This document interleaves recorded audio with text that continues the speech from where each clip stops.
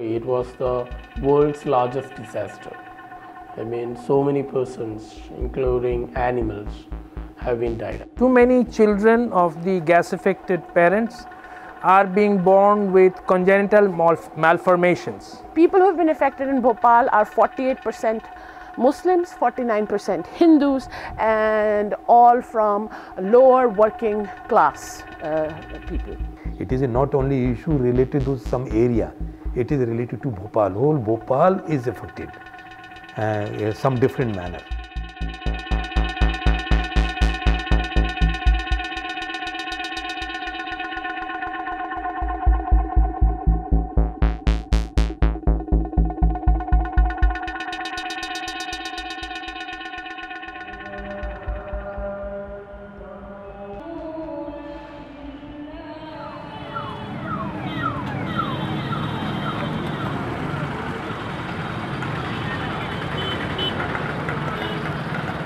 I had a friend who was working with the carbide, and he would always complain that it's not a safe place to work, so he was trying to find another job, but never really took it very seriously.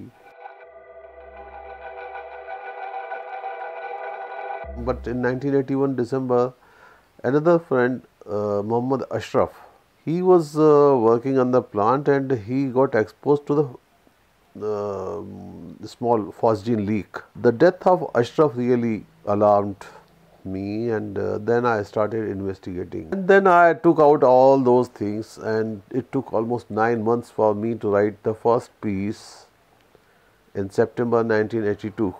That was a small weekly newspaper I was publishing. It hadn't had any impact I would expect, but still I didn't give up, so I wrote another piece as a follow-up, Bhopal sitting at the top of a volcano. Second piece which appeared was on October 1st, 1982, and 3 days later there was a small leak in the plant, and it created such a situation that when all the neighboring people had to run away. I wrote another piece on 8th October saying, if you don't understand, you all will be wiped out. So my another piece on the dangers posed by this plant was published on 16th June 1984. Even that didn't work, and finally came the night of December 2nd, 3rd, when this disaster took place. Initially, so many people at Bhopal, they know about, don't know about the Union Carbide, what they are making, what they are using, raw material. Nobody knows, except the worker also not much aware of that is what they are making.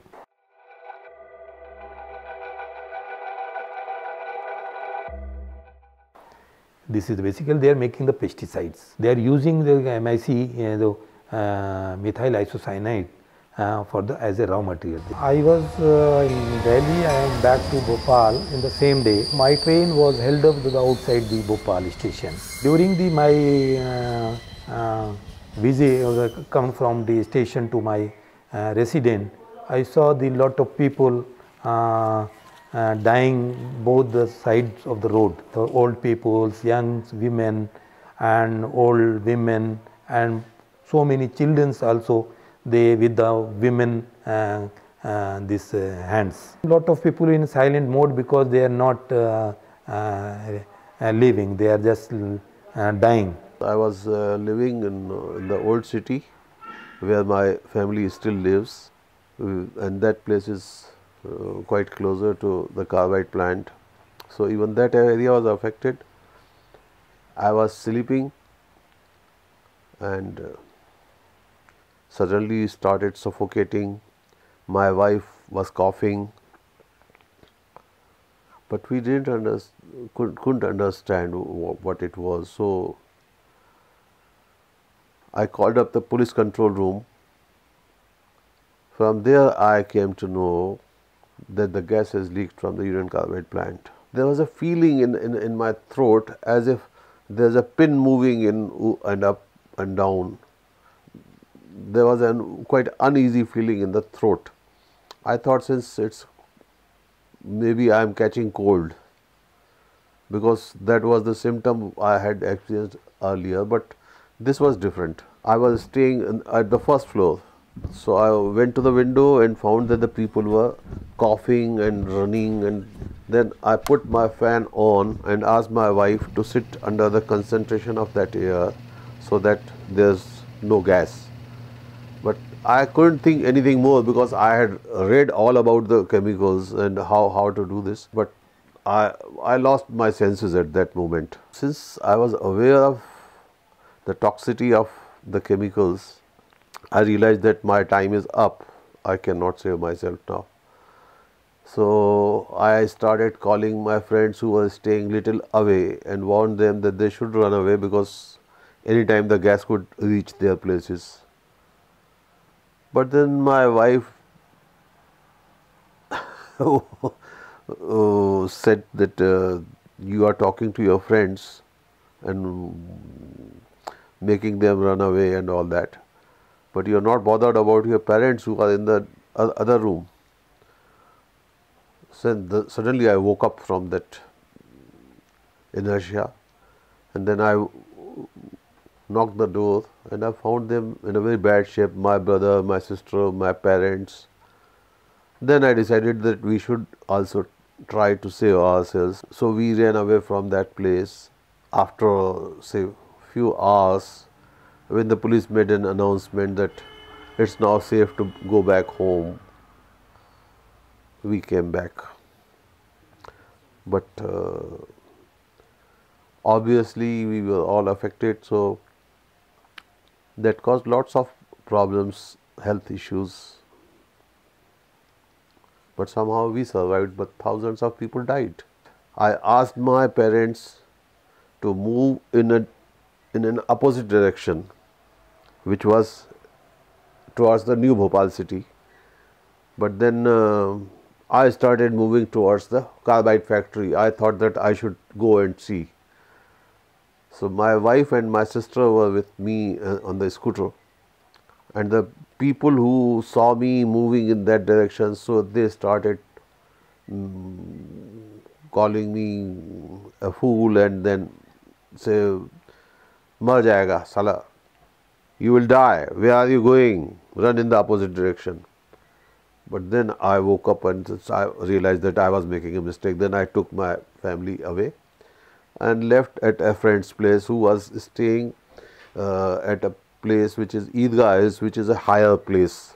So because gas goes down. Lot of people and relatives of the victims or citizen of this city, they came to Bhopal and they feeling that they are not live, they may be dead or somewhere they left from the house.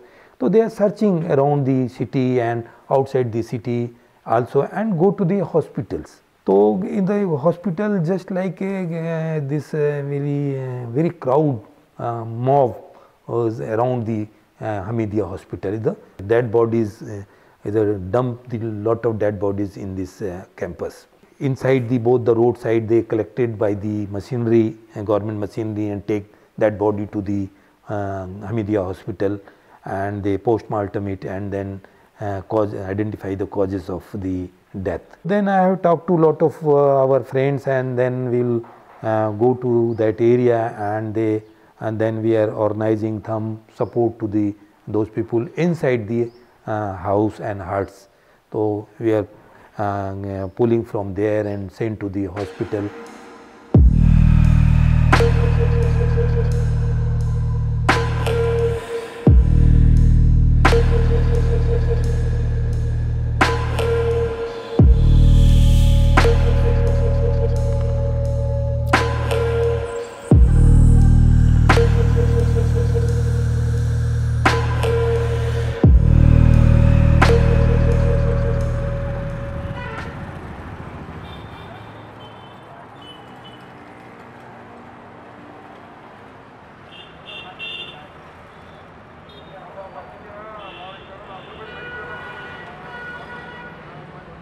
My name is Satynath Charangi, and I've been here since right after the disaster.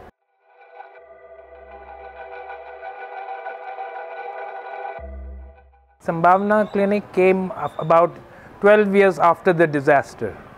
The first 2 years after the disaster, we were fighting with the survivors for better health care. And after that, the government spent quite a bit of money and established a healthcare system. But after about 8 years and 9 years of these system, we found that gas affected people were not getting better by taking so many drugs. You ask them how many medicines have you taken, and they would say in kilograms, 40 kilograms. And yet they were not getting better. I grew up in Delhi. I heard about Bhopal. I was 7 years old when this had happened, but like most people in India think, or most people in the world just know that this is something that happened many years ago and everything is all right now.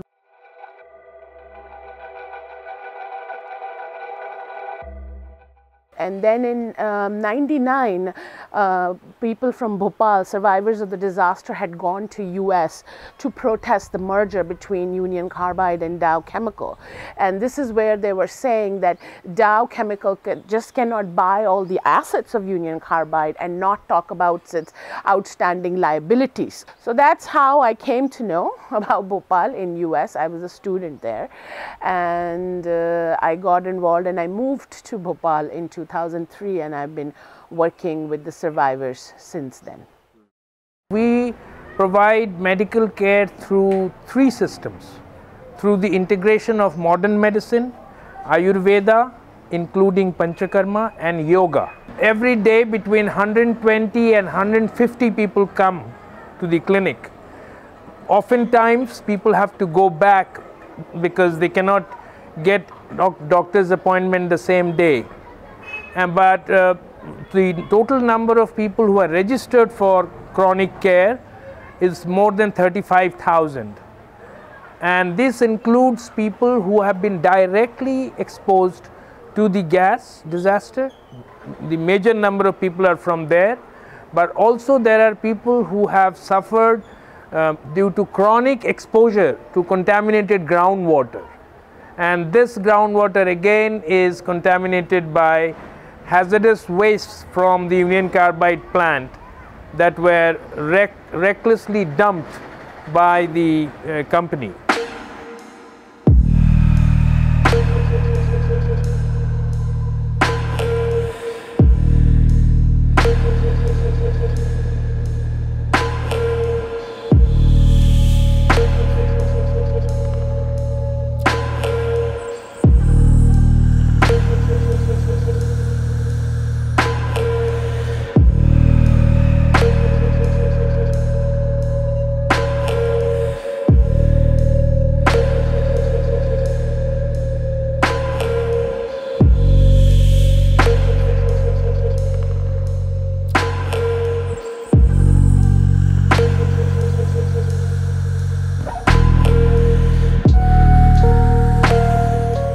The groundwater contamination started back in 1982, 2 years before the disaster. So even if the gas had leaked, but because how Union Carbide designed their waste management and the way they were dumping all the toxic waste, there are about 48 communities in the area of 64 square kilometers where the groundwater has been contaminated, and more than 100,000 people who are drinking contaminated water. If you want to cure a patient, not only giving a medicine will help him.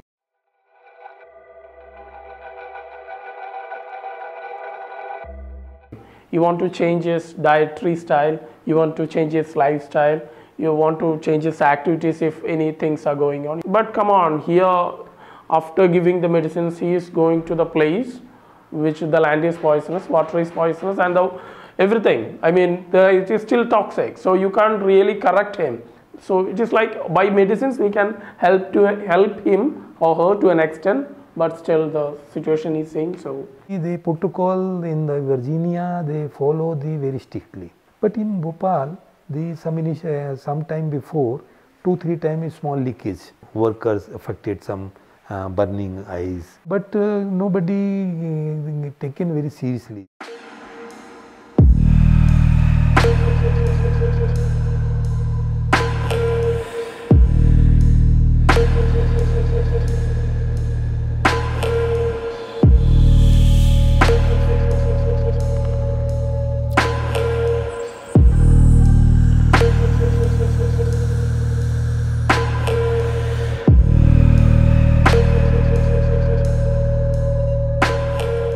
not something that happened, that Union Carbide Corporation put up a factory here. You know, this was a disaster in making. They shut down the refrigeration unit here in order to save some $40 a day. The gas had to be kept at cooling temperature, and they shut down the system. They cut down the security forces. They cut down the training that was being given to security personnel. They stored this toxic gas in huge containers, which they would have never done in US. They had a sister plant in US where they were using better materials, smaller tanks. They had better facilities that were working.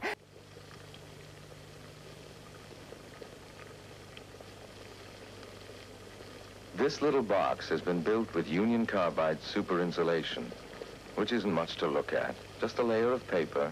So, I mean, obviously, I mean, they knew that killing people in India would not have as much, doesn't matter as much, and that is why it is continuing today. Can you imagine in any other city where more than 100,000 people are living on a land which is heavily contaminated? Can you imagine that there are still more than 100,000 people which are still sick and do not know what will work for them, or children being born with birth defects, that there are 6 times more birth defects being reported in the progeny of the gas affected parents when compared to mothers who were not exposed to gas. Gas में जब मैं 5-6 साल की ही थी जब gas निकली थी, तो मैं बहुत छोटी थी।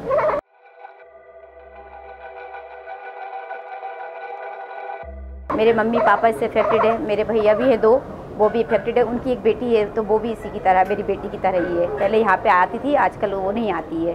तो 2 बच्चे हमारे यहाँ अफेक्टेड हैं गैस से, एक मेरी बेटी और एक मेरे भाई की बेटी। सर आप बताते हैं, बहुत परेशान थी पब्लिक, बहुत भागा करते थे, वो धुआं धुआं था, सब परेशान थे। कोई कम्बल ओढ़ के सोता था, कोई ओढ़ के सोता था, बस ऐसा लगता था कि जान बस बच जाए।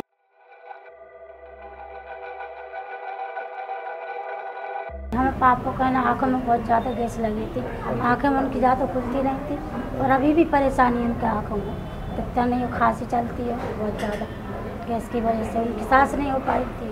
The birth defects and the congenital deformities, again, there has been lack of medical research here, a lot of it. Whatever few papers that have been published by independent scientists clearly say that there are problems in the 2nd and even in the 3rd generation of children being born to gas exposed parents and to parents who who continue to drink contaminated water.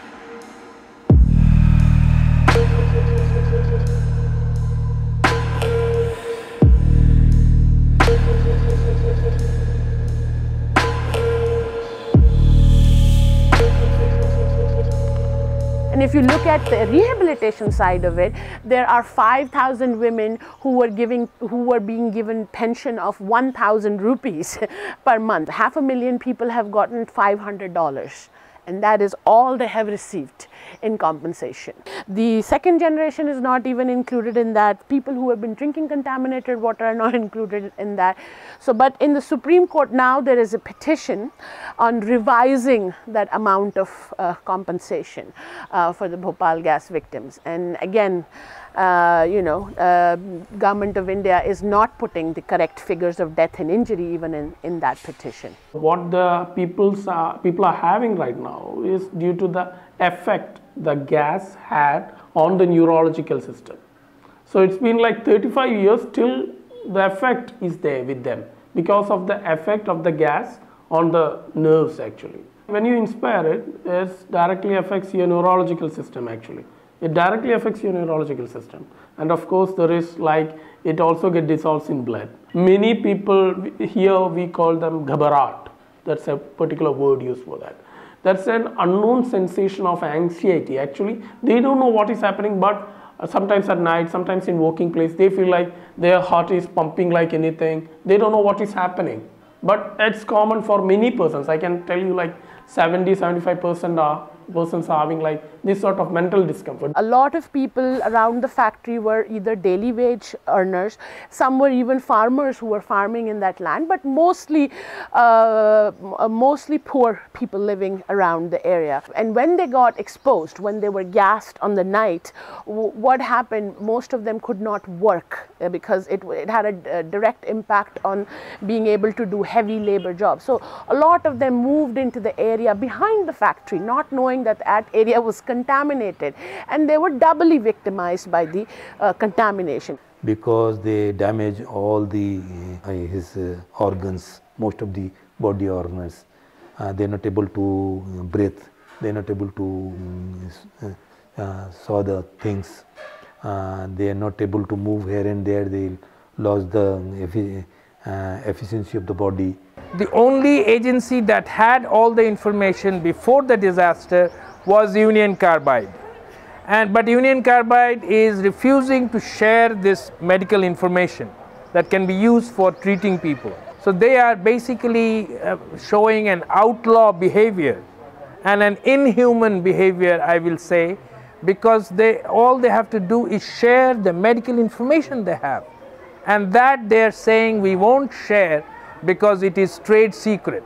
When Dow Chemical took over Union Carbide, they accepted Union Carbide's liabilities in US. They said we will give away money to people who have been poisoned by asbestos in US. But when it came to Bhopal, they have a completely double standard. And that has continued on, and it continues on till today. It's not just the world's worst industrial disaster, but also the world's worst corporate massacre, where nobody has been punished with even a fine or a single day in jail for killing and maiming hundreds and thousands of people and poisoning a new generation.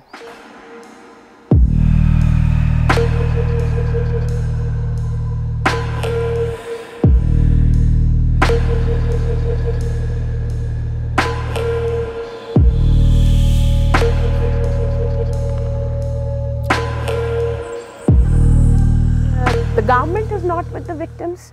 The corporation obviously is doing everything to buy the government, and the US government is doing everything in its power to not so that Dow Chemical is never held accountable. So you cannot talk about sustainability, or you cannot talk about taking any lessons from Bhopal when the production continues like this. The only lesson that has been learned is by the corporation, and they have learned how to separate its Indian subsidiary or the Brazilian subsidiary from the American subsidiaries. That is what they have learned, and they have our lawmakers helping them in the process. The problem is that it is not just medicines will get them better. They need rehabilitation, they need social support, they need food. And today, because they have lost their ability to carry on work, they cannot earn enough. So they do not get nutrition. The second generation children had to move out from school and start working early because their parents were not earning money. And yet the very small amount of compensation that the company has given so far has done nothing. It has only made a joke out of it, a cruel joke. So unless all this happens, unless the corporation actually accepts its responsibility, or the government spends some energy looking at the people's needs instead of protecting the interests of the corporations, only then can people get better. I think Bhopal-like disasters are happening every day. There are slow and silent Bhopals happening everywhere. That is why Bhopal's story is so important, and that is why it is important that there is justice in Bhopal.